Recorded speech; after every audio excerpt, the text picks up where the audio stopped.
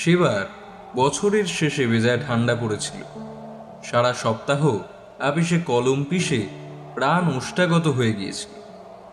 তাই রবিবার পড়তে না পড়তে কিশোরীকে রীতিমতো বগল দাবা করে মঠ লেনে এসে উপস্থিত হলাম। সেখানে পৌঁছে দেখি মোড়ের মাথায় তেলে ভাজার নতুন একখানি দোকান দিয়েছে। আমি সেদিকে এগিয়ে যেতেই কিশোরী বলল, আমি বরং পাসিং শোয়ের একখানা প্যাকেট নিয়ে আসি। অতঃপর তেলে ভাজা ও পাসিংশ সহযোগে আমরা তারানাথের বাড়িতে উপস্থিত হলাম। দরজায় কড়া নাড়তেই চারি একগাল হেসে দরজা খুলে দিল। কাকা বাবু, আসুন আসুন, ভিতরে আসুন। বাবা আপনাদের জন্যই অপেক্ষা করছিলেন, আসুন। আমি চারির হাতে তেলে ভাজার প্যাকেটখানা ধরিয়ে দিতেই সে হেসে বলল, আপনারা বসুন, আমি সব ব্যবস্থা করছি। ওইটুকু মেয়ের এত পরিণত মানসিকতা দেখে সত্যিই অবাক লাগে। তারানাথের ঘরে ঢুকতেই দেখি সে তক্তপোষের ওপর বসে একখানি পুরাতন পুঁথি নাড়াচাড়া করছিল। আমাদেরকে দেখেই সেটাকে সসম্মানে রেখে দিল। আমরা বসতে না বসতেই কিশোরী বলে উঠল, ঠাকুরমশাই, আজ একখানা জম্পেশ করে গল্প বলুন না। বহুদিন আপনার গাল গল্প শোনা হয়নি। কথাটা শুনেই তারানাথ অগ্নি শর্মা হয়ে কিশোরীকে এই মারে কি সেই মারে। তার রক্তবর্ণ চক্ষু দেখেই ব্যাপারখানা আন্দাজ করে নিয়ে আমি বলে উঠলাম, আহ কিশোরী, কি যা তা বলছো? উনি সারা জীবনে যা অভিজ্ঞতা অর্জন করেছেন সেটা করা আমাদের এই জীবনে সম্ভব নয়। তারপর তারানাথের দিকে ফিরে বললাম, ঠাকুরমশাই, ওর কথা একদম পাত্তা দেবেন না। আসলে আমরা আপনার সাধন জীবনের কাহিনী শুনতেই ছুটে আসি। ইতিমধ্যে চারি জবে তেলে মাখা মুড়ি ও তেলে ভাজা নিয়ে হাজির হয়েছে। তার সাথে আদা দিয়ে দুধ চায়ের গন্ধে পরিবেশটা নিমেষেই পাল্টে গেল। তারানাথ এক খাবলা মুড়ি মুখে দিয়ে চিবোতে শুরু করল। তারপরে বেগুনিতে একটা কামড় দিল পরম আয়েশ করে। এরপরে চায়ের কাপে এক চুমুক দিতে লাগলো। খাওয়া শেষ হতেই তারানাথের মুখের দিকে তাকিয়ে কিছুক্ষণ আগের ব্যাপারটা হালকা করতে একটু ইতস্তত করে কিশোরী পকেট থেকে পাসিং শোয়ের প্যাকেটটা বের করে এগিয়ে দিল তার দিকে। কিশোরীর দিকে একবার অগ্নিবর্ষণ দৃষ্টি নিক্ষেপ করে ধোয়ার কুণ্ডলি ছাড়তে ছাড়তে তারানাথ শুরু করলেন, তোমাদের তো আমি সাধন জীবনের অনেক ঘটনাই বলেছি। গ্রামের বাঁধানো গাছতলায় সেই সাধু, তারপর বীরভূমের শ্মশানের সেই মাতঙ্গিনী, সে আবার ডামরতন্ত্রে সিদ্ধ ছিল, কিংবা বরাকর নদীর ধারের সাধুজি, যার পঞ্চমুণ্ডী আসনে বসে মধুসুন্দরী দেবীকে আমি দেখতে পাই। এদেরই প্রভাবে এ পথে আসি। এ গল্প তো তোমরা শুনেছ। আজ বরং তোমাদেরকে সুন্দরপুরের সম্পর্কে বলি। যে সময়ের কথা বলছি তখন আমি পথে পথে ঘুরে বেড়াই। সারাদিন হাঁটাহাঁটির পরে বেশিরভাগ সময়ই শ্মশানে মশানে রাত কাটাই। কচিত কদাচিৎ কখনো কোনো গৃহস্থের বাড়িতে আশ্রয় নিই। এমনই একদিন এক রেল স্টেশনের প্ল্যাটফর্মে বসে আছি। আমার ট্রেন আসতে ঘন্টাখানেক দেরি। সেটা জংশন স্টেশন। লুপ লাইনে যেতে হলে ওখান থেকে গাড়ি বদল করতে হয়। সকাল থেকেই চারিদিক অন্ধকার, বৃষ্টি নেমেছে। বেলার দিকে কিছুক্ষণের জন্য বৃষ্টি একটু ধরল, তারপর আবার ঝমঝমিয়ে বৃষ্টি নামলো। দেখে মনে হচ্ছিল বৃষ্টির আর যেন বিরাম নেই। অনেকক্ষণ মাথা বাঁচিয়ে দাঁড়িয়ে আছি। এদিকে ট্রেন আসার কোনো নামগন্ধ দেখতে পাচ্ছি না। হঠাৎ স্টেশনের পাশে দেখি একখানি দোকান খোলা রয়েছে। 2 পয়সার বিড়ি কিনবো বলে সেই দোকানটার দিকে এগুচ্ছি, হঠাৎ পিছন থেকে কি যেন ডাকলো। আরে, তারাদানা!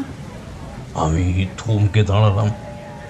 এমন জায়গায় আমার নাম ধরে কে ডাকে? এদিক ওদিক তাকিয়ে দেখি ওজন করা লোহার কলের পাশে কয়েকটা চটের বস্তার আড়ালে বেঞ্চের উপর বসে আছে আমাদের গ্রামের বিদ্যালয়ের রমাপতি হালদারের ভাই উমানাথ। ছোটবেলায় ওর দাদা ছিল গ্রামে আমার একমাত্র বন্ধু।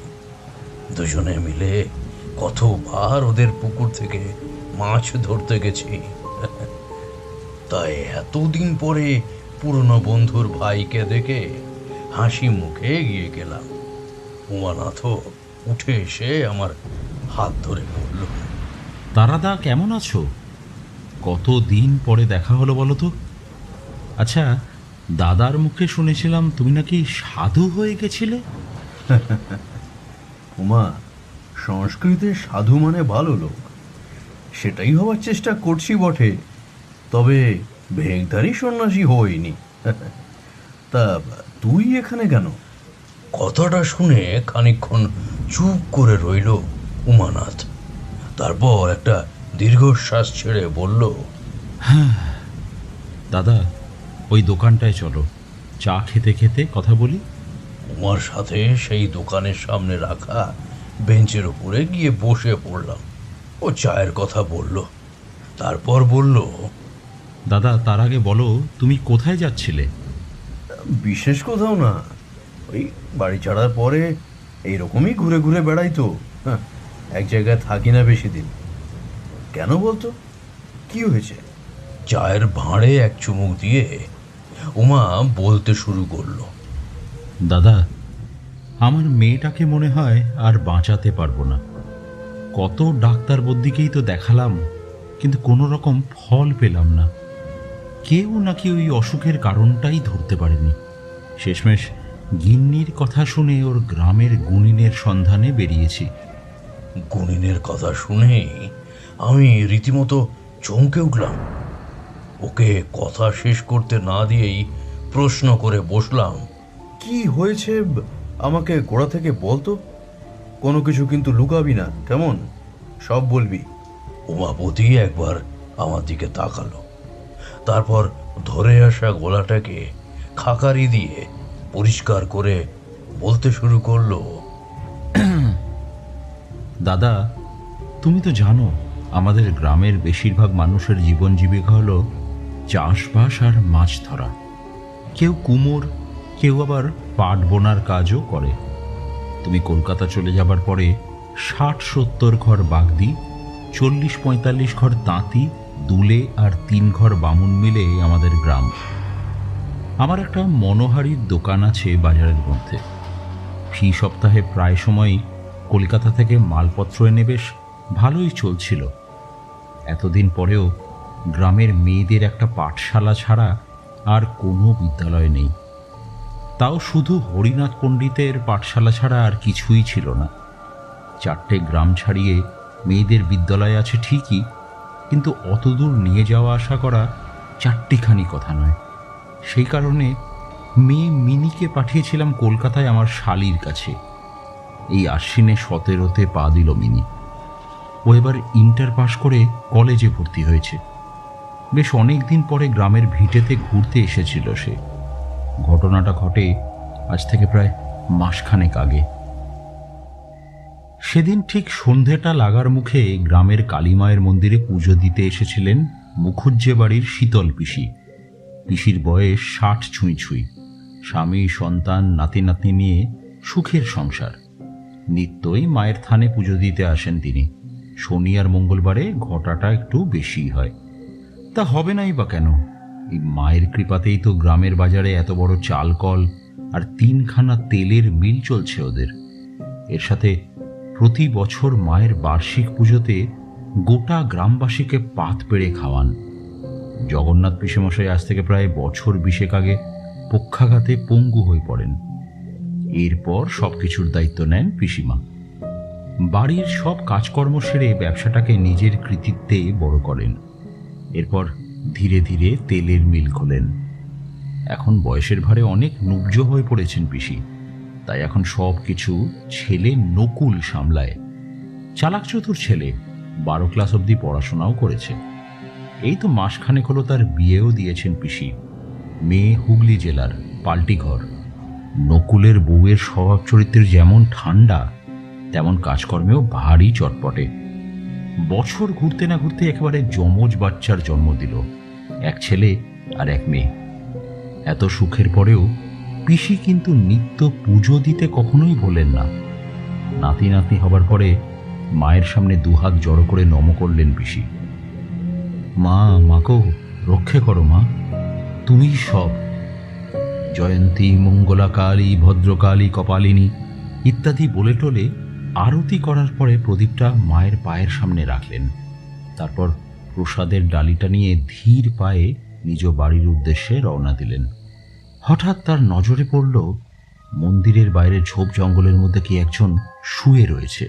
সেদিকে এক ঝলক তাকিয়েই মুহূর্তখানিক স্তম্ভিত হয়ে রইলেন তিনি, আর তারপরই চিৎকার করে সবাইকে ডাকাডাকি শুরু করলেন। মন্দিরের বাইরে ছুটে যেতে দেরি হয়নি কারোরই। লোকে প্রথমে ভেবেছিল পিসির মনে হয় কিছু একটা হয়েছে, কিন্তু সবাইকে অবাক করে দিয়ে কাঁপতে কাঁপতে ঝোপের দিকে ডান হাতের তর্জনী তুলে কিছু একটা বলতে চাইলেন। তখন সমবেত লোকেদের নজর ঘুরে যায় সেই ঝোপের দিকে, আর তারপরই লোকজন রীতিমতো চমকে ওঠে। সেখানে আলু থালু বেশে মাটিতে লুটিয়ে পড়েছিল মিনি। আমি সেই সময় দোকানে ব্যস্ত ছিলাম, আমার স্ত্রী বনলতা সেই সময় মন্দিরে ছিল। ফলে মিনিকে দেখতে পেয়ে ওর মাথাটা কোলের উপর তুলে কান্নাকাটি করতে শুরু করে দেয়। একটু পরে বাকি মহিলারা মিলে ধরাধরি করে সামনের বেদিতে ওকে শুইয়ে দেয়। কিছু গ্রামবাসী আমাকে খবর দিতে দৌড়য়। আমি খবর পেয়েই দোকান খোলা রেখেই চলে আসি সেখানে। মেয়ের কপালে হাত দিতেই আমি চমকে উঠি। জ্বরে মিনির গা পুড়ে যাচ্ছে। দুপুরবেলাতেও মেয়ের সাথে কথা বলেছি, একসাথে খাওয়া দাওয়া করেছি। এমন কি হয়ে গেল কিছুক্ষণের মধ্যে যার ফলে মেয়েটার শরীর এতটা খারাপ হয়ে গেল, আমি তো ভেবেই পাচ্ছিলাম না। গ্রামের বৈদ্য অখিলবাবুকে খবর দেওয়া হলো। অশীতি পরেই বৈদ্যদের 5 পুরুষ ধরে কবিরাজ। তারা আশেপাশে গ্রামের বাসিন্দাদের যে কোনো অসুখ বিসুখ করলে সারিয়ে তুলতেন। এইভাবে শুরু হলো মিনির চিকিৎসা, কিন্তু ও সেরে উঠল না। সারাটা দিন ধরে মেয়েটা জ্বরে কাহিল হয়ে বিছানায় প্রায় মিশে গেছিল। শরীরটা যে হারে কাহিল হয়েছে তারাদা, তোমাকে আর কি বলবো। আজ থেকে দিন 2 আগে বদ্যিমশাই বলে দিলেন যে তার পক্ষে মিনির চিকিৎসা করা আর সম্ভব হচ্ছে না, কারণ মিনির রোগ নির্ণয় এখনো অবধি তিনি করে উঠতে পারেননি। সেই সময় তার হাতে পায়ে ধরে কত কাকুতি মিনতি করলাম, কিন্তু উনি একটাই কথা বললেন, মিনিকে শহরে নিয়ে যেতে। শেষমেশ যখন ঠিক করলাম ওকে শহরে নিয়ে যাব, সেই গতকাল ঘটল দ্বিতীয় অঘটন। মিনির সাথে ওর মা ঘুমোতো। আমি বারান্দায় রোয়াকে দেয়ালে হেলান দিয়ে পড়ে থাকতাম, চোখের পাতা এক করতে পারতাম না। হঠাৎ রাতের বেলায় বনলতার আওয়াজে আমার চিন্তায় ছেদ পড়ল। তড়ি ঘড়ি ঘরের মধ্যে যেতেই রীতিমতো চমকে উঠলাম। আমার শির দ্বারাবে একটা ঠান্ডা স্রোত যেন নেমে গেল। বিছানার উপর মিনি মা বসে আছে, চুলগুলো দিয়ে পুরো মুখটা প্রায় ঢাকা রয়েছে, ধীরে ধীরে দুলছে। আমি ধীর গলায় ডাকলাম, মিনি, এই মিনি। উল্টো দিকে মিনির দুলুনি এবার থেমে গেল। তারপরে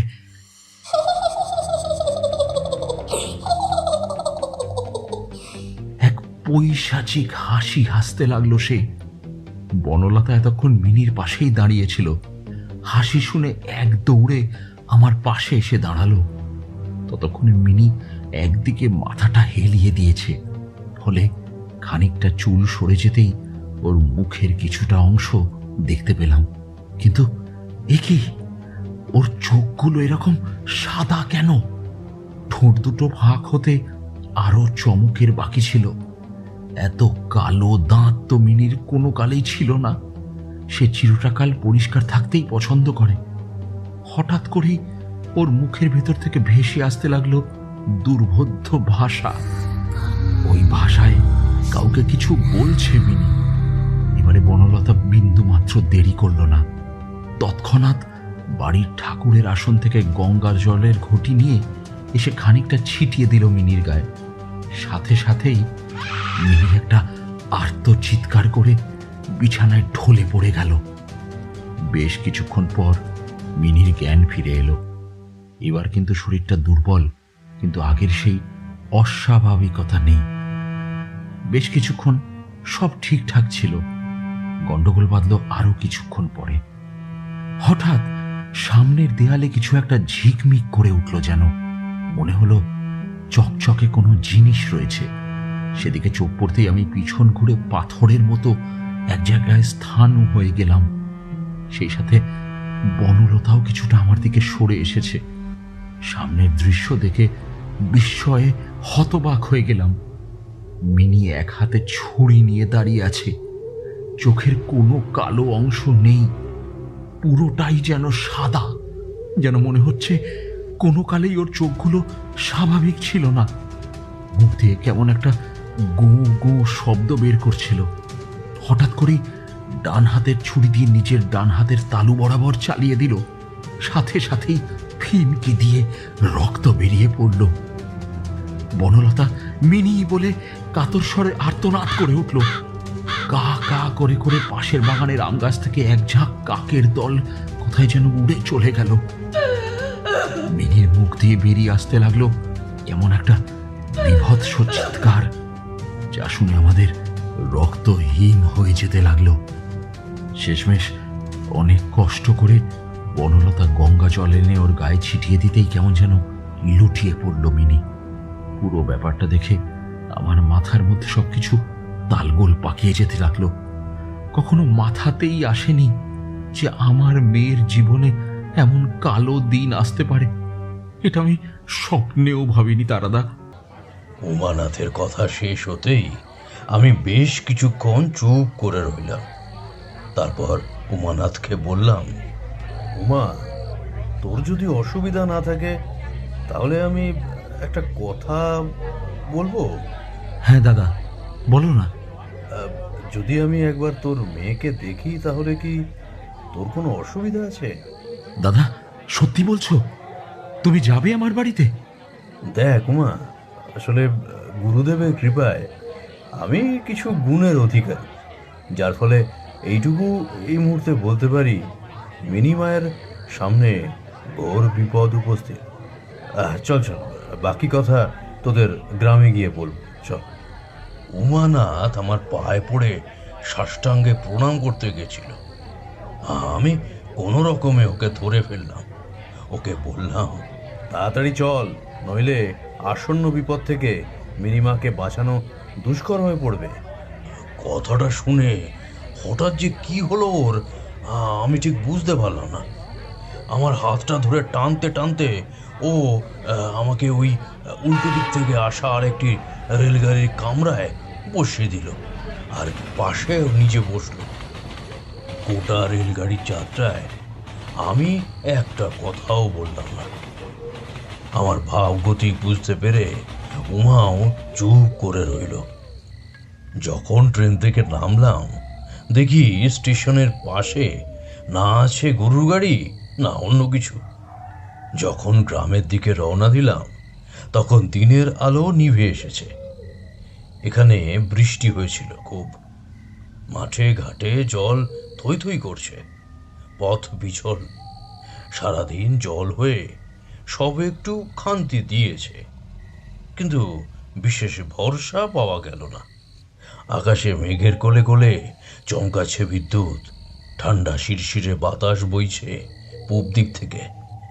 আমি ব্যাপারখানা বুঝতে পেরে উমাকে বললাম, ওরে উমা, তাড়াতাড়ি পা চালা রে, জল তো আবার এলো বলে, চল চল। আমরা তাড়াতাড়ি হাঁটতে লাগলাম। হাঁটতে হাঁটতে দেখতে লাগলাম গ্রামের প্রান্ত দিয়ে বয়ে যাচ্ছে ছোট্ট একটা নদী, ধারে ঝোপঝাড়। সমস্ত গ্রামে কোথাও খুব ঘন জঙ্গল না থাকলেও ছাড়া ছাড়া গাছপালা আছে প্রচুর। 3-4টে পাকা বাড়ি চোখে পড়ল। এছাড়া সবই হয় চালাঘর, নয়তো করোগেটেড টিনের ছাদওয়ালা বাড়ি। এতদিন পর নিজের গ্রামে ফিরে মনে পড়ে যেতে লাগলো নানা রকম পুরনো স্মৃতি, রমাপতির সাথে লুকিয়ে ফল খাওয়া, গ্রামের পুকুরে স্নান করা, ভোরবেলায় মাছ ধরতে যাওয়া, এরকম আরো কত স্মৃতি মনের কোণায় ভিড় করে আসতে লাগলো। উমার বাড়ির সামনে এক টুকরো জমি, শৈশবের স্মৃতিমণ্ডিত কোনো জায়গায় অনেক দিন পরে গেলে যে আনন্দ অনুভব করা উচিত সেরকম খুব একটা হলো না। কারণ গ্রামে ঢুকতেই আমার একটা অদ্ভুত অনুভূতি হলো। তোমরা তো জানো, দেবী আমাকে কিছু অতিমানবিক ক্ষমতা দান করেছিলেন। তো যাই হোক, গ্রামে ঢুকেই আমার মনে হলো এখানে একটা অমঙ্গলজনক কিছু ঘটছে।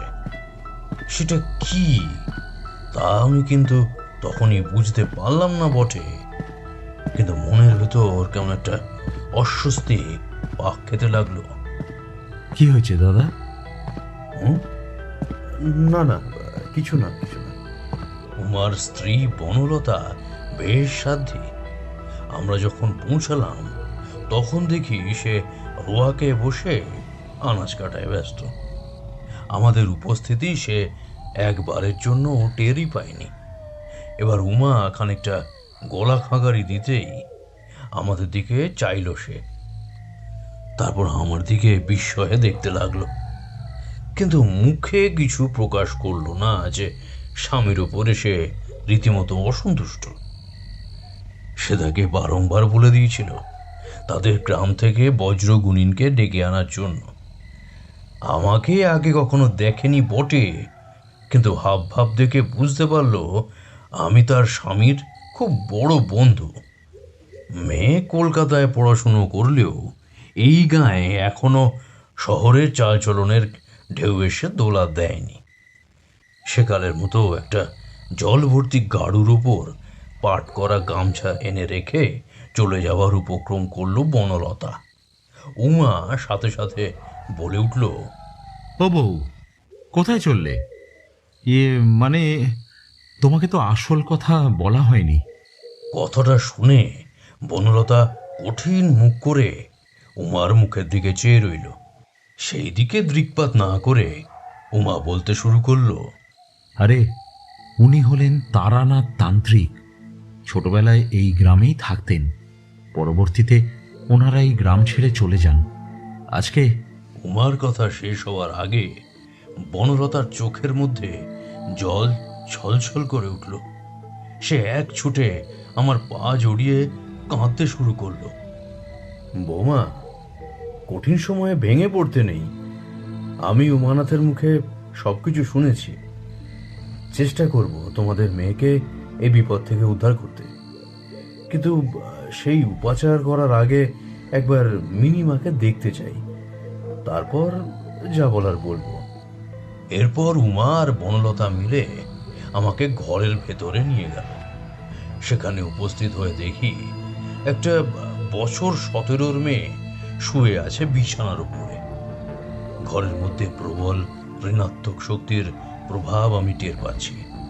পোকায় খাওয়া দাঁতের ব্যথা যেমন সর্বদা সব কাজের মধ্যে জানান দেয়, তেমনি মনের ভেতরকার অস্বস্তিটাকে কিছুতেই মুছে ফেলতে পারলাম না। বহুদিনের অভিজ্ঞতা থেকে জানি আমার এই অনুভূতি সচরাচর ভিত্তি নয় না। এ গ্রামে কোথাও একটা খারাপ কিছু ঘটছে, কিন্তু কি সেটা? তোমরা তো জানো, মাতু পাগলির আশীর্বাদের কৃপায় এইসব শক্তির প্রভাব আমি বেশ অনুভব করতে পারি। তো যাই হোক, যেটা বলছিলাম শোনো, মেয়েটির শরীর বিছানার সাথে প্রায় মিশে গেছে। মেয়েটার মুখ এতটাই ম্লান হয়ে রয়েছে যে আমি কিছুতেই ভাবতে পারছি না যে এমন কাণ্ড ওই বাচ্চা মেয়েটাও করতে পারে। আমি একটুখানি কাছে যেতেই মেয়েটির মধ্যে কোনো রকম পরিবর্তন লক্ষ্য করতে পারলাম না। এমন পরম নিশ্চিন্তে শুয়ে আছে যে দেখে মনে হচ্ছে একটু আগেই ওকে মা ঘুম পাড়িয়ে নিজের কাজে গেছে। আমি আর সময় নষ্ট না করে বিছানার চারিধারে গাত্রবন্ধন করে দিলাম। ফলে ঋণাত্মক শক্তি কোনো মতেই আর মেয়েটিকে কোনো রকম অনিষ্ট করতে পারবে না। এদিকে এই বাড়িতে আসার আগে একটা জিনিস আমি লক্ষ্য করেছি। এই বাড়ির আশেপাশে কোনো কুকুর বিড়াল কিন্তু আমি দেখতে পাইনি। এমনকি বাড়ির উপর দিয়ে একটা কাক অবধি এতক্ষণে উড়ে যায়নি। আমি এটাও লক্ষ্য করেছি, গাত্রবন্ধন শেষ হয়ে উঠে আসতেই উমানাথকে বললাম, আমি একবার মিনিমায়ের সাথে একলা কথা বলতে চাই। আশা করি তোমাদের কোনো আপত্তি নেই। কি যে বলো দাদা, আপত্তি হবে কেন?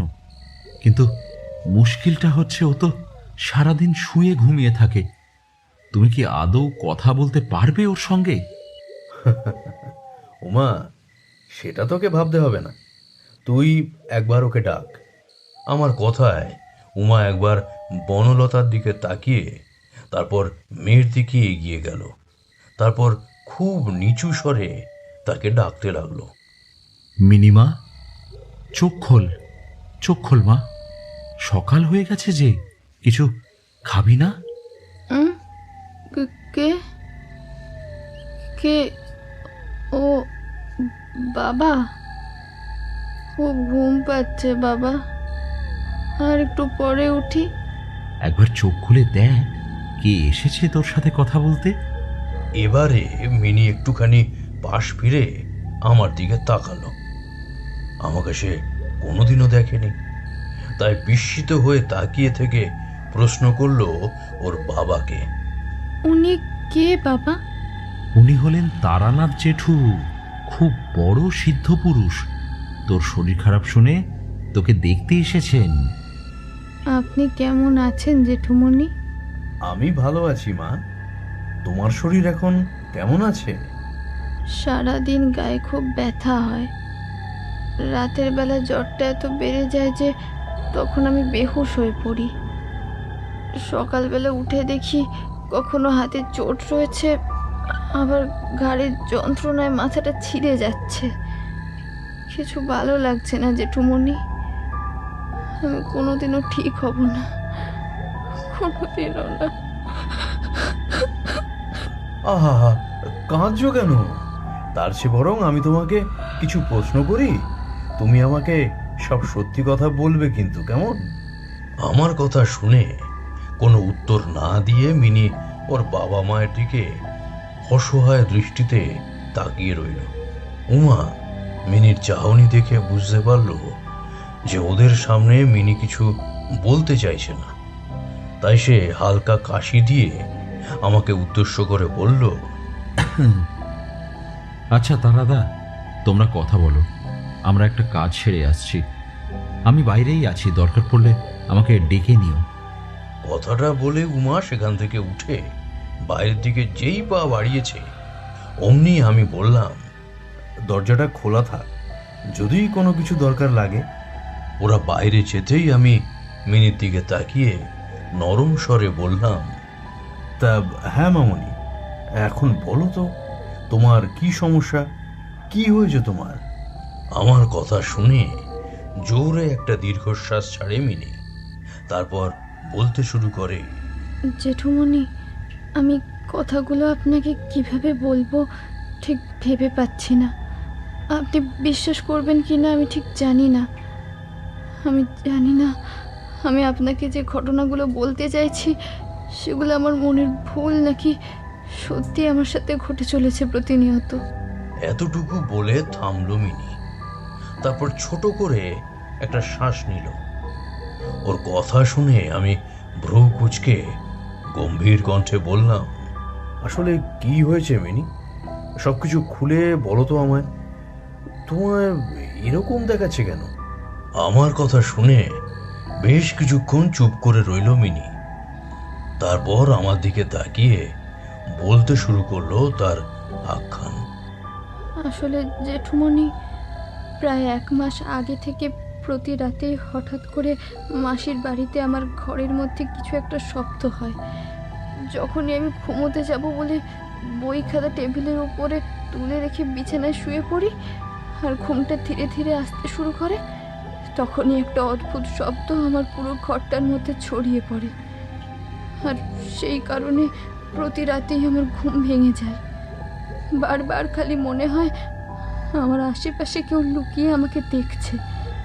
তার গরম নিঃশ্বাস আমার গায়ে লাগে, কিন্তু আমি কিছুতেই তাকে ছুঁতে পারি না বা তাকে দেখতেও পাই না।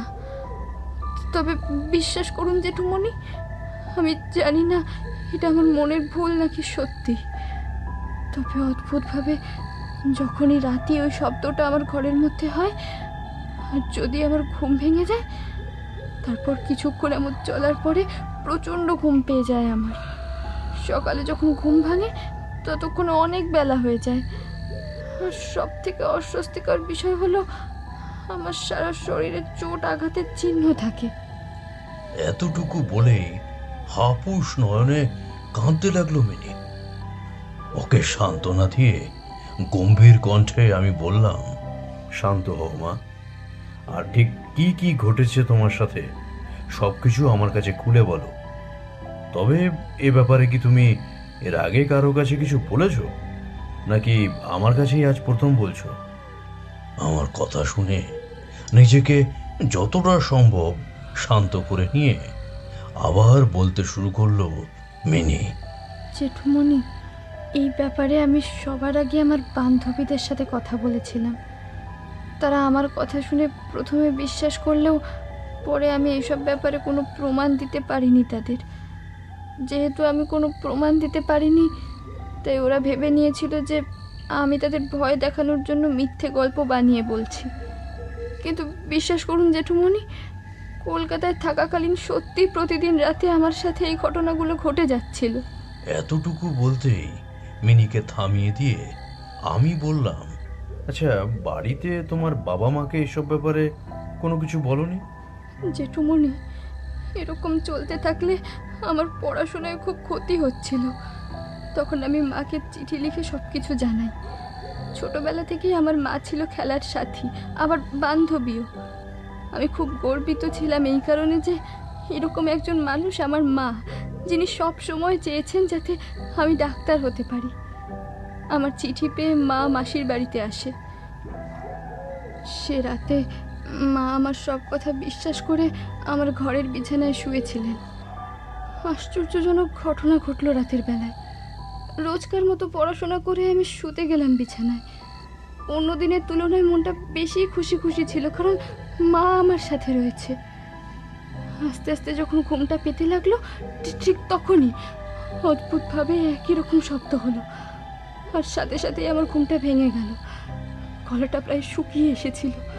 আমি কোনো রকমে মাকে পুরো ব্যাপারটা বললাম, কিন্তু আমি শব্দটা শুনতে পেলেও মা একবারের জন্য সেই শব্দটা শুনতে পায়নি। এমনকি সারা রাত আমি শব্দ শুনলেও মায়ের কানে একটুও শব্দ পৌঁছয়নি। পরের দিন সকালে আমার হাতের কাটা আঘাতের চিহ্ন দেখাতেই মা প্রথমবারের জন্য বকাবকি করে আমাকে। মাও ভাবে আমি মিথ্যেবাদী, আমি নাকি বানিয়ে বানিয়ে সব বলেছি। বিশ্বাস করুন জেঠুমণি, আমি একটুও বানিয়ে বলিনি, আর এখনো বলছি না।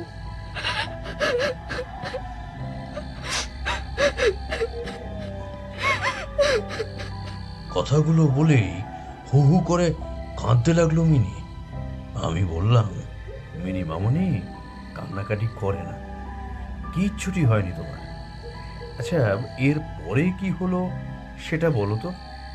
বেশ কিছুদিন ধরে এই বাড়িতে আসার কথা মনে হচ্ছিল। অনেক দিন হয়ে গেছে বাড়িতে আসিনি, তাই ঠিক করেছিলাম গ্রামের কালী মন্দিরের বার্ষিকী পুজোর আগের দিন বিকেলেই বাড়িতে চলে আসব। যেই ভাবা সেই কাজ। বড় বাজারে গেছিলাম বাবা মায়ের জন্য টুকটাক কিছু কেনাকাটা করতে। শেষ পর্যন্ত আমি যখন স্টেশনে পৌঁছলাম তখন দুপুর 2:40 লোকাল ছেড়ে দিয়েছে। এরপরে ঝড় বৃষ্টির জন্য লাইনে অসুবিধা হয়েছে বলে ট্রেন লেট হবে। সেদিন আমার সাথে মেসোমশাই নিজে আসছিলেন আমাকে দিতে। শেষমেশ ট্রেন এলো বিকেল 4:30-র সময়। গ্রামে ঢোকার সময় একটা কিছু টের পাচ্ছিলাম আমি। স্টেশন থেকে গরুর গাড়িতে আমরা দুজন একসাথে আসছিলাম। সত্যি কথা বলতে কি, সেদিন সারা স্টেশন চত্বর ফাঁকা দেখেও তেমন কিছু মনে হয়নি, কিন্তু গরুর গাড়ির গাড়োয়ান যখন ভেতরে ঢোকার বদলে গ্রামের বাইরেই আমাদেরকে নামিয়ে দিল, তখনই খটকাটা লাগে। শুধু আমরা এই গ্রামে যাব 2 জন, বাকিদের বাড়ি স্টেশনের কাছেই। আসলে বাবাকে না জানিয়ে কেবলমাত্র মাকে জানিয়েছিলাম যে আমি আসব, নইলে বাবা কলকাতা থেকেই আমাকে নিয়ে আসতো। কিন্তু এরকম একটা পরিস্থিতি হবে সেটা আমি কিছুতেই বুঝতে পারিনি। গাড়োয়ান গ্রামে ঢুকতে ইতস্তত করছে দেখে আমি জিজ্ঞাসা করলাম, কি গো হারান কাকা, ভেতরে নিয়ে যাবে না? না রে মা, এখন রাতের বেলা গায়ে ঢুকতে পারবো নি। কেন গো? আগের বার তো বাড়ি অবধি ছেড়ে দিয়ে এসছিলে, আজ কি হলো? রাতের বেলায় তেনাদের নাম নেওয়া বারণ। এই তো একটুখান রাস্তা, হাইটি চলে যাও। আগে যদি জানতাম আজ এরকম অবস্থা হবে, বাবাকে অন্য কিছু ব্যবস্থা করতে বলতাম।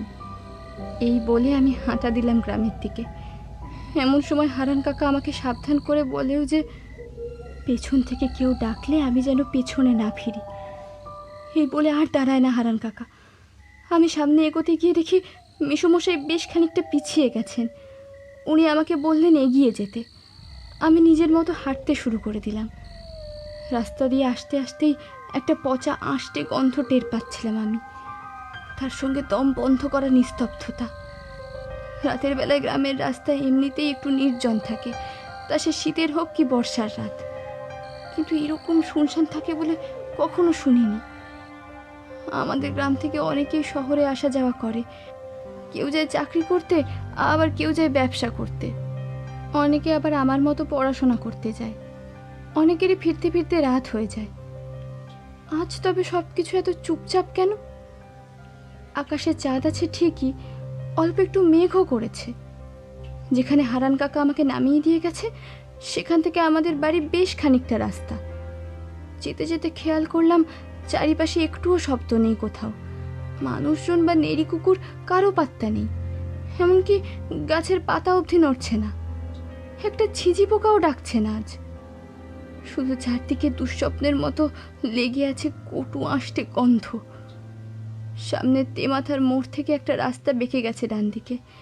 সেই রাস্তা দিয়ে একটু এগোলেই গ্রামের পাশের বড় বাঁশ বনটা, তার গা দিয়ে একটা শর্টকাট আছে আমাদের বাড়ির দিকে যাওয়ার। রাস্তাটা বাঁশ বাগানের ধার ঘেঁষে। সেই রাস্তাটাই ধরলাম আমি, তাড়াতাড়ি হবে বলে। সেখান থেকে কিছুটা গেলেই গ্রামের মন্দির। বাঁশবাগানের মাঝামাঝি যেই না এসে পড়েছি, সেই পচা গন্ধটা যেন হঠাৎ করে বেড়ে উঠল। কোনো রকমের শাড়ির আঁচল দিয়ে নাকটা চাপা দিতেই যাব, এমন সময় আচমকা মনে হলো বাদিক থেকে একটা আওয়াজ আসছে। সেটা শুনতে পেয়ে দাঁড়িয়ে গেলাম। কি করব কিছু বুঝে উঠতে পারছি না। হারান কাকা বারবার বলে গেছে যাতে বাড়ি না পৌঁছানো অবধি না দাঁড়াই। ওদিকে মেসোমশাই আমার থেকে বেশ খানিকটা দূরে আছেন। আবার সেই আওয়াজটা শুনে রীতিমতো চমকে উঠি। ভয় ভয়ে ওদিকে দেখতেই মনে হলো যেন ছোপের আড়ালে কিছু একটা আছে। ছোটবেলা থেকে আমি বেশ ডান পিটে ছিলাম, তার উপর শহরে পড়াশোনা করে সাহস বেশ খানিকটা বেড়ে গেছে। তাই পা টিপে টিপে রাস্তা ছেড়ে বাঁশবাগানে ঢুকলাম। একটা চাপা উত্তেজনায় বুকটা দুরু দুরু করছিল, কিন্তু আর একটু এগিয়েও থমকে গেলাম আমি। একটা হাড় চিবোনোর মর্মর আওয়াজ কানে এলো মনে হলো না? ওটা তো একটা মরা গরু, কিন্তু ওটার উপর ওটা কি? ওর চোখগুলো জল জল করছে কেন? ঠিক এই সময় মেঘ সরে গিয়ে এক টুকরো চাঁদের আলো এসে পড়লো ওই জন্তুটার গায়ে। ওটা কোনো জন্তু ছিল না, ওটা কোনো জন্তু ছিল না জেঠুমনি, আমি সত্যি বলছি। ওটাকে দেখেই আমার শিরদাঁড়া দিয়ে একটা ঠান্ডা স্রোত বয়ে গেল। এরপরে আমার আর কিচ্ছু মনে নেই। যখন জ্ঞান ফিরল ততক্ষণে দেখি বাড়িতে বিছানায় শুয়ে আছি। তারপর কি যে হয়ে গেল আমার, সারাদিন শরীরটা কেমন লাগে। আর রাত হলে সেই আওয়াজটা এখানেও শুনতে পাই। তারপর আমার আর কোনো হুঁশ থাকে না। মিনির কথা শেষ হতেই আমি বলে উঠলাম, মিনিমা, এসব নিয়ে একদম চিন্তা করো না। আমি দেখছি ব্যাপারটা। আসলে কি জানো তো, তুমি হয়তো পড়াশোনা নিয়ে অতিরিক্ত চিন্তা করছো, সেই কারণেই তোমার মনের মধ্যে এইসব উল্টোপাল্টা চিন্তা আসছে, আর এই জন্যই তুমি এইসব শুনছো। আমি দেখছি কি করা যায়। কেমন, তুমি এখন বিশ্রাম নাও মা, আমি তোমার বাবার সাথে একটু কথা বলি, যাই কেমন? তুমি বিশ্রাম নাও। হ্যাঁ। আমার কথা শুনে মিনি হাতের উল্টো পিঠ দিয়ে নিজের চোখ দুটি মুছে নিল। আমি ওই ঘর থেকে বেরিয়ে এলাম। সামনেই উমা আর বনলতা দাঁড়িয়ে আছে উৎসুক মুখে। তারা জিজ্ঞাসা করলো, তারাদা, কি বুঝলে? তোদের এই বাড়িতে কিছু অপশক্তি আছে রে। অবশ্য তারা আজকে বেশি কিছু করতে পারবে না। আমি মিনিমায়ের চারিদিকে গাত্র বন্ধন করে দিয়েছি। আচ্ছা উমা, এই কয়েকদিনের বৃষ্টিতে মাঠে ঘাটে অনেক মাছ আছে না রে? হ্যাঁ দাদা, 4-5 দিন ধরে যেমন বর্ষা হচ্ছিল, তাতে খাল বিল আর মাঠ একাকার হয়ে গিয়েছে জলে। আমাদের পাঁচু হালদারের বাঁশবাগানে 1 হাঁটু জল। তার চেয়ে আশ্চর্য হচ্ছে, কৈখালির মাঠে মাছ খেলছে সব। শিং মাগুর, পোনার চারা, কই, শয়ে শয়ে মাছ। কি বললি? বাঁশবাগানে? আসলে ছোটবেলায় মাছ ধরার খুব নেশা ছিল তো। শুধু বড়শি দিয়ে নয়, পোলো, হাত জাল আর কোচ দিয়েও বহু মাছ ধরেছি। মাছ খাবো বলে মাছ ধরা নয়, আসলে এর তোড়জোড় আর মজাটাই বড় কথা। বুঝলি তো, তোর কথা শুনে হঠাৎ পুরনো নেশাটা একবার মাথা ঝাড়া দিয়ে উঠলো। এই তো, এটাই তো মাছ ধরার উপযুক্ত সময়, কি বলিস? তা তোর কাছে একটা পোলো হবে তো? পোলো? মাছ ধরবে নাকি? হ্যাঁ, তবে অনেকদিন অভ্যাস নেই অবশ্যই। ও কিছু হবে না, দেখি তো, নিয়ে আয়। আছে বোধহয় একটা। কথাটা বলেই স্বামী স্ত্রী খানিকক্ষণ থম মেরে দাঁড়িয়ে রইল। আমি ব্যাপারটা আন্দাজ করতে পেরে উমাকে ডেকে বললাম, তোর মেয়ের কোনো ক্ষতি হবে না। আমি ওর চারিদিকে গাত্রবন্ধন করে দিয়েছি। তবে এর শক্তি 24 ঘন্টার বেশি স্থায়ী হবে না। যদিও আমার কিছু সামগ্রী আনতে হবে, সেজন্যই কালকের আগে ছাড়া আমি এর থেকে বেশি কিছু করতে পারবো না রে। ঠিক আছে দাদা, আসলে মেয়েটার চিন্তায় চোখের 2 পাতায় এক করতে পারছি না। এরই মাঝে তোমাকে পেয়ে কিছুটা আশার আলো দেখেছি। মিনিমাকে সুস্থ করার দায়িত্ব আমার। আমি এমন বাঁধন দিয়ে রেখেছি যাতে কোনো অপশক্তি ওর কোনো ক্ষতি করতে পারবে না। তুই কিছু চিন্তা করিস না রে। আর হ্যাঁ, আর একটা কথা, আজকে রাত্রে কিন্তু কেউ বাড়ির বাইরে বেরোবি না। আমি যতক্ষণ না আসবো ততক্ষণ যাই হয়ে যাক না কেন, কিছুতেই কিন্তু বেরোবি না, ঠিক আছে? তার চেয়ে বরং আমার জন্য একটা পোলোর ব্যবস্থা করে দে। আমি একটু ওই গ্রামের মাঠে ঘাটে একটু ঘুরে আসি। কতদিন গ্রাম দেখিনি বলতো। দে দে, তাড়াতাড়ি দে। আমার কথা শেষ না হতেই বাড়ির ভেতর থেকে উমা পোলো নিয়ে এলো। সে আমার কর্মকাণ্ডে বেজায় চিন্তিত হয়ে পড়ল। অবশ্য মুখে কিছু প্রকাশ করলো না। পোলো কি জিনিস? তোমরা যে আদ্যপান্ত শহরের ছেলে, তা তোমাদের কথাতেই সুস্পষ্ট। পোলো হলো বেত বা কঞ্চির চটা দিয়ে তৈরি একটা গোল খাঁচা মতো জিনিস। আন্দাজ এই 3 ফুটের মতো হবে। এই পোলোর ওপর দিকে সরু মতো মুখ, সেখান দিয়ে হাত গুলিয়ে মাছ বের করতে হয়। আর তলার দিকে ঘেরটা বড়। কারণটা হলো, মাছ দেখতে পেলেই ঝপ করে পোলো দিয়ে চেপে ধরলে আর পালাতে পারে না। ছিপ না নিয়ে পোলো নেবার কারণ হলো, আমি রাত্রিরে মাছ ধরবো স্থির করে ফেলেছিলাম। আলো নিয়ে মাছ ধরা ভারী মজার, বিশেষ করে সে সময় বিরক্ত করার কেউ থাকে না, পাশে দাঁড়িয়ে পরামর্শ দেয় না, কটা মাছ পেয়েছি জিজ্ঞাসা করে না, তাই রাত্রিরই ভালো। পোলো দিয়ে মাছ ধরতে হলে পুকুরে বা বিলে তার সম্ভব নয়, অগভীর জলাশয় প্রয়োজন। সন্ধ্যার একটু আগে গিয়ে কৈখালির মাঠের অবস্থা দেখে এলাম। সমস্ত মাঠটায় পায়ের গোছ ডুবে যায় এমন জল। মাঝে মাঝে সামান্য উঁচু জমি এখানে ওখানে দ্বীপের মতো জেগে আছে। একেবারে আদর্শ জায়গা। খাওয়া দাওয়া সেরে রাত 11টা নাগাদ লণ্ঠন আর পোলো নিয়ে বেরুলাম। উমা সঙ্গে আসতে চেয়েছিল, আমি রাজি হইনি। ওই যে বললাম না, মাছ ধরার পরিবেশটাই আসল। সঙ্গে লোক থাকলে বক বক করবে, নানান কথা বলবে, না সে সুবিধা হবে না। কিন্তু উমাকে সঙ্গে নিলেই বোধহয় ভালো করতাম। তখনও তো জানি না কি ঘটতে চলেছে সেদিন রাত্রিরে। সন্ধ্যা থেকে বৃষ্টিটা একটু ধরেছে। আজ 5 দিন পর এই প্রথম একটু ক্ষান্ত দিল আকাশ। কিন্তু সমস্ত আকাশ কালো মেঘে ঢেকে রয়েছে। বিদ্যুৎ চমকাচ্ছে একটু বাদে বাদেই। যে কোনো সময় আবার ঝেঁপে জল আসতে পারে।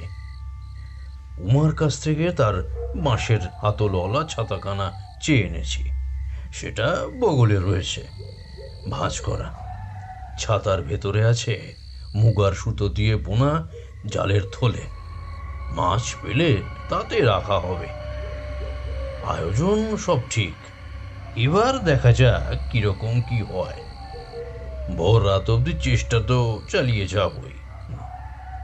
মাঠে পা দিয়েই বুঝলাম উমানাথ মিথ্যা খবর দেয়নি। খাল বিল ভেসে গিয়ে প্রচুর মাছ চলে এসেছে এই কৈখালির মাঠে। কিন্তু মাছ থাকা আর মাছ ধরা এক ব্যাপার নয়।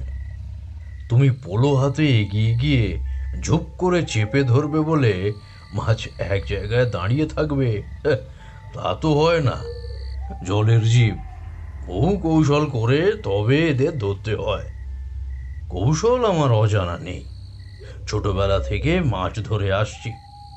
যেমন ধরো শোল বা ল্যাটা মাছ লণ্ঠন উঁচু করে ধরে নাড়ালে আলোয় আকৃষ্ট হয়ে কাছে আসে। কই মাছ আবার আলো টালো কিছুই খেয়াল করে না। ঝাঁক বেঁধে একদিকে চলেছে তো চলেছেই। এদের ধরা সোজা। শিং আর মাগুর খুব চালাক মাছ।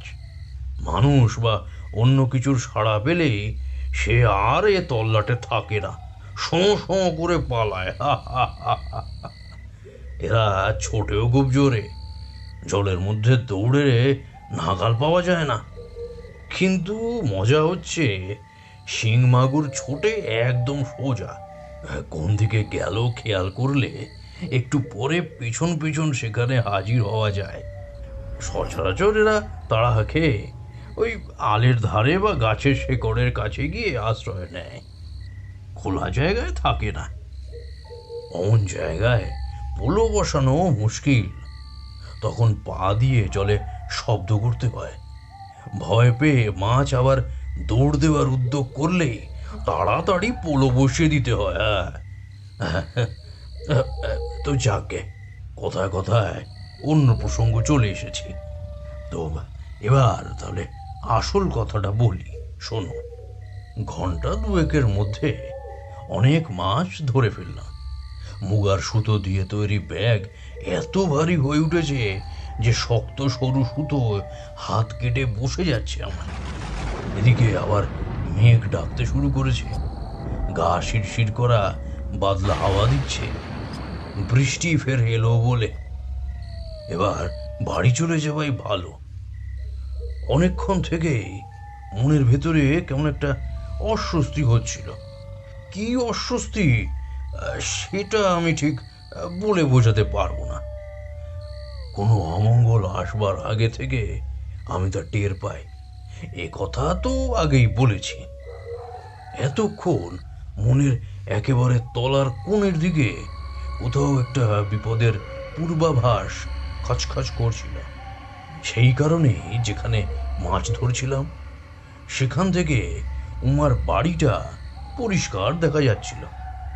আচমকা লক্ষ্য করলাম ওই বাড়ি থেকে কেউ একজন আদ্য পান্ত চাদরে নিজেকে মুড়ে নিয়ে এদিক ওদিক তাকিয়ে এগিয়ে যাচ্ছে। আমি মাঠের মধ্যেই মাছের সমস্ত সরঞ্জাম ফেলে দিয়ে ধীর পায়ে বেশ খানিকটা দূরত্ব বজায় রেখে পিছু পিছু হাঁটতে লাগলাম। পিছু ধাওয়া করে সোজা চলে এলাম শ্মশানে।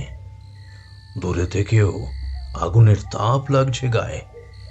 লকলকে শিখা আকাশ ছুঁই ছুঁই করছে, ধোঁয়া পাক খেয়ে উপর দিকে উঠছে, সেটা ভেঙে খান খান হয়ে ছড়িয়ে পড়ছে আশেপাশে সব জায়গায়। শিমুল আর অশ্বত্থ গাছের ফাঁক দিয়ে চিতার আগুন পরিষ্কার দেখা যাচ্ছে। আগুনের কি ভয়ানক দাপাদাপি! শ্মশানটা বেশ পুরনো, দেখে মনে হচ্ছে বহুকাল যাবৎ এখানে কেউ মরা পোড়ায় না। চিতায় গাছের বড় বড় গুঁড়ি জ্বলছে। এবার ভালো করে সামনের দিকে তাকিয়ে দেখুন, শ্মশানের ভিজে মাটির উপরে, লাল কম্বলের আসনের ভিজে লাল ছেড়ির উপরে উত্তর অভিমুখে বসে আছে একজন তান্ত্রিক গোছের লোক। তার ডান দিকে গোটা 7 কি 8 কাক নির্জীব হয়ে পড়ে আছে। সব কটারই পা দুখানি একত্র করে লাল সুতো দিয়ে বাঁধা রয়েছে। মাঝে মাঝে ডানা ঝটপটানোর শব্দ পাচ্ছি। নিজেদের পরিণামের কথা চিন্তা করে কাকেরা বৃথা চেষ্টা করে যাচ্ছে। পশু পক্ষীও তাদের মৃত্যুর আঁচ পায়। কাকেদের অবস্থা দেখে এইটুকু বুঝতে কোনো অসুবিধা আমার হলো না। কিন্তু এই মুহূর্তে এই তান্ত্রিকের আসল পরিচয় আর তার অভিপ্রায় না জানা অবধি কোনো কিছুই করা সম্ভব নয়। আর সব থেকে বড় প্রশ্ন হলো, এত রাতে নিজেকে সম্পূর্ণ আবৃত করে কে উমানাথের বাড়ি থেকে বেরিয়ে এই শ্মশান ভূমিতে এসেছে এবং কি তার মতলব? সেই অবলা জীবদের নিয়ে কিছু একটা পৈশাচিক কাণ্ড যে ঘটতে চলেছে, এটা বেশ ভালো করেই বুঝতে পেরেছে তারা। বেশ খানিকটা তফাতে সবচেয়ে মোটা গুড়ির বড় গাছটার পিছনে দাঁড়িয়ে সবকিছু দেখার চেষ্টা করতে লাগলাম আমি। সেই তান্ত্রিক পাছে আমার উপস্থিতি টের পেয়ে যায়, এই জন্য রীতিমতো শ্বাস বন্ধ করে দাঁড়িয়ে আছি শ্মশান ভূমিতে। কিছুটা ধাতস্থ হয়ে ভালো করে এবারে লক্ষ্য করতে লাগলাম সব দিক। চিতায় কিন্তু কোনো মরা পুড়ছে না, পুড়ছে শুধু কতকগুলি কাঠ। চারিদিকে রাত্রিকালীন নিস্তব্ধতা। এবার দেখলাম উমানাথের বাড়ি থেকে বেরোনো অবগুণ্ঠিত সেই মূর্তি কোনো রকম শব্দ না করেই চুপটি করে বসে পড়ল ওই তান্ত্রিকের পাশে। দূর থেকে যা বুঝলাম, নিবিষ্ট মনে সেই তান্ত্রিক তার ক্রিয়া করে চলেছে। তবে দৃশ্যটা দেখে আচমকা শিউরে উঠলাম আমি। সে মন্ত্র উচ্চারণের সাথে সাথে একটা একটা করে কাককে আহুতি দিচ্ছে ওই ওই চিতার আগুনে। ওহ ওহ, কি কি অসহনীয় দৃশ্য! এমন এমন অমানসিক কাজও মানুষ করতে পারে? নিজের স্বার্থ সিদ্ধির জন্য ওই ওই অবলা জীবগুলোকে আহুতি দিতে পারে কেউ?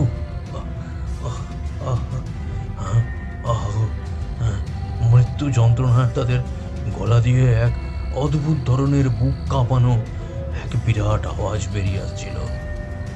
তারপর একটা সময় চিরকালের জন্য স্তব্ধ হয়ে যাচ্ছিল ওগুলো। জায়গাটা যেন আগের চেয়েও আরো নিস্তব্ধ হয়ে উঠছে। এইভাবে সব শুদ্ধ 7-7টা কাকই আগুনের গর্ভে নিশ্চিহ্ন হয়ে গেল। আমি নিশ্চল পাথরের মতো সেখানে দাঁড়িয়ে আছি। একটু একটু করে সময় বয়ে চলেছে, কিন্তু এই পাপাচারী তান্ত্রিকের আসল পরিচয় জানতে না পারা অবধি কোনো কিছু করতেও তো পারছি না। আচমকা শুনতে পেলাম চেনা পরিচিত একটি নাম, মিনি। তাহলে তাহলে এই তান্ত্রিকের আসল লক্ষ্য হলো উমার মেয়ে মিনি। কিন্তু কেন? ওই বাচ্চা মেয়েটি কার কি ক্ষতি করেছে? এবার অগ্নিকুণ্ডে আর কাঠ দিচ্ছে না সেই তান্ত্রিকটি। আগুন জ্বালার প্রয়োজন বোধহয় ফুরিয়ে গেছে। ধীরে ধীরে আগুন নিভে আসতে লাগলো। তান্ত্রিকটা খুব জোরে জোরে নিঃশ্বাস টানছে মুখ দিয়ে। মনে হচ্ছে যেন একটা ঘূর্ণিঝড়কে টেনে নিয়ে যাচ্ছে নিজের ভিতরে। এই ঝড়ের সঙ্গেও ফিসফিস করে উঠছে মন্ত্র আর মিনির নাম। নিঃশ্বাস ফেলছে আবার দ্বিগুণ জোরে, দুই নাক দিয়ে। এবারেও ওই মন্ত্র এবং ওই একই নাম। চিতার আগুন নিভল সম্পূর্ণভাবে। যেখানে কাক কটা জ্বলে পুড়ে ছাই হয়ে গিয়েছিল, সেখানকার বস্ত্র তুলে নিল সেই তান্ত্রিক একটি মড়ার খুলিতে। তারপর উঠে দাঁড়িয়ে ভস্য ছড়িয়ে দিতে লাগলো চারিদিকে, আর নাম উচ্চারণ করে এক এক দিকে ফুঁ দিতে লাগলো। আমি দেখলাম মরা কাকের দেহবস্ত্র থেকে অসংখ্য জীবন্ত কাক বেরিয়ে বাতাসে ভেসে বেড়াচ্ছে। কি ভয়ানক হয়ে উঠেছে তারা। সেই তান্ত্রিক যেদিকে হাত নাড়ালো সেই দিকেই কাকগুলি উড়ে চলল। আরে আরে, ওইদিকে তো উমানাথের বাড়ি। ক্রিয়া সম্পন্ন করে অট্ট হাসিতে ফেটে পড়ল সেই তান্ত্রিক। এতক্ষণে পাশে বসে থাকা আবৃত মানুষটি ধীরে ধীরে উঠে দাঁড়ালো। তারপর ধীর শক্তির কম্পিত গলায় বলতে শুরু করলো, বজ্রদা, তোমার কথা মতো মিনির চুলের আগাটা কেটে এনেছিলাম। এবারে কাজ হবে তো? হ্যাঁ রে লতা, কোনো চিন্তা করিস না।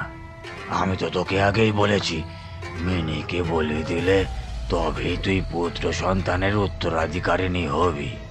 এই তান্ত্রিক তাহলে বজ্রগুণিন, আর ওই আবৃত মানুষটি বনলতা। হায় হায়, নিজের স্বার্থসিদ্ধির জন্য আপন গর্ভজাত মেয়েকে বলি দিতে উদ্যত হয়েছে জননী। হা ঈশ্বর, হা, কি দেখলাম আমি! এইসব ভাবছি, আচমকা কারোর হাঁটার শব্দ শোনা গেল। সেই দিকে চোখ পড়তেই দেখতে পেলাম মিনি আচ্ছন্নের মতো হেঁটে এসেছে এদিকেই। ওর দেহটা যেন এখন ওর নিজের নয়। ওর দুই চোখ বোঝা, তবু হেঁটে এগিয়ে আসছে এদিকেই। আমি প্রমাদ গুনলাম, এবারে নিজের স্বরূপের সামনে না এলে সমূহ বিপদ। সিদ্ধান্ত নিয়ে নিলাম। গাছের আড়াল থেকে বেরিয়ে এসে বললাম, স্তব্ধ হও বজ্রগুণিন, তোমার জারিজুরি এবারে শেষ। কথাটা বলেই গুরুদেবকে স্মরণ করে মন্ত্রপুত কিছুটা ভস্য ছড়িয়ে দিলাম মিনির গায়ে। তৎক্ষণাৎ মিনি হাঁটা থামিয়ে এক জায়গায় স্থির হয়ে দাঁড়িয়ে গেল। সেটা দেখে আরো ক্রুদ্ধ হয়ে উঠল বজ্রগুণিন। ওরে পাষাণ্ড, তুই আমার ক্রিয়ায় বাধা দিলি। তুই জানিস আমি কে? আমি বজ্রগুণিন। বহুতন্ত্রের পাঠ অন্তে কুহুকের বিদ্যায় পারদর্শী হয়েছি আমি। আজ ভয়ানক কুহুকের ফাঁদে আমি একে বন্দি করেছি। এইবার কেবলমাত্র কিছু ক্রিয়া সম্পন্ন করলেই এই বন্দি নিজের ইচ্ছায় মনোলতার সমস্ত মনস্কামনা পূর্ণ হবে। কি ক্রিয়া সম্পন্ন করি?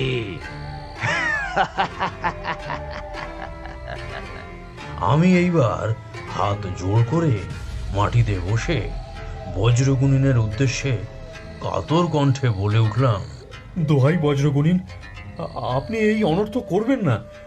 আপনি যা আদেশ করবেন আমি তাই করব। কৃপা করে মার্জনা করুন।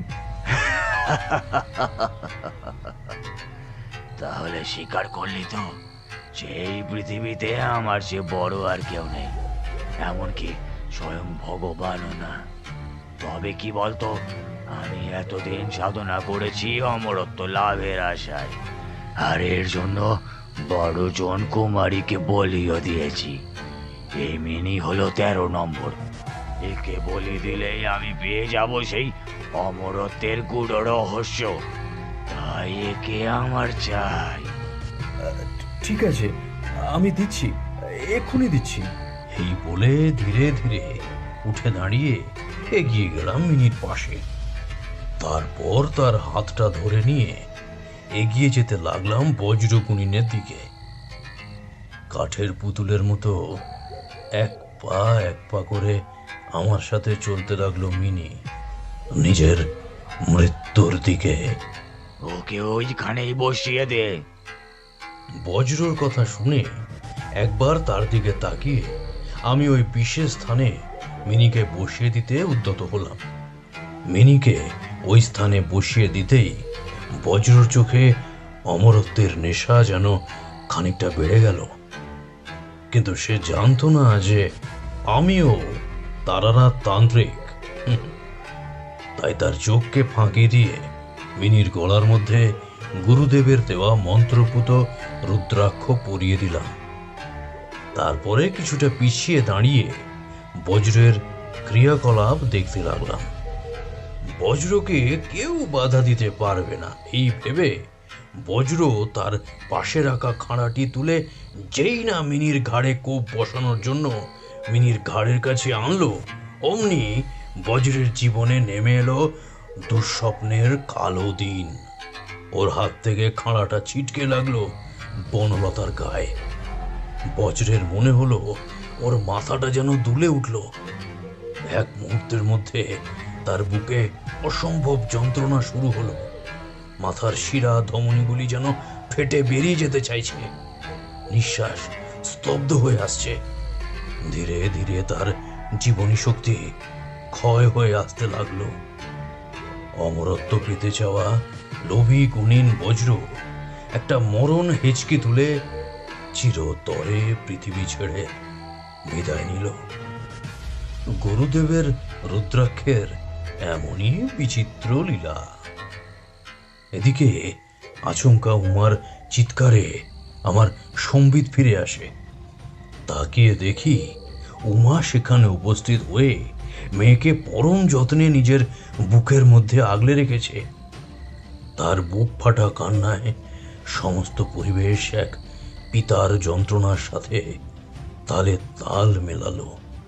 আচ্ছা, বনলতা কি হলো?